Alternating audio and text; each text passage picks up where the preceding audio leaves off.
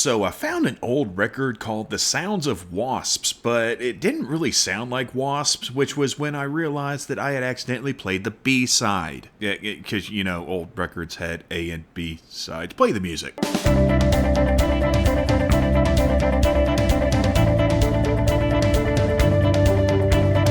Hey folks, welcome to This Week in History, and right off the bat, as always, we want to go ahead and thank our patrons, Steve Stevens, Clayton Jaimez, the Hayes family, Patrick Freeman, and Mark Penn-Griffin. We appreciate your support, and we appreciate the support from all of you through liking, sharing, subscribing, all that good stuff. But if you want to help out a little bit more, you can check out the link to our Patreon in the description below. Anywho, let's get to it. On February 20th, 1472, the King of Norway more or less pawned the islands of Orkney and Shetland to Scotland as a deposit for a future dowry for Margaret of Denmark, seeing as she was marrying Scotland's James III.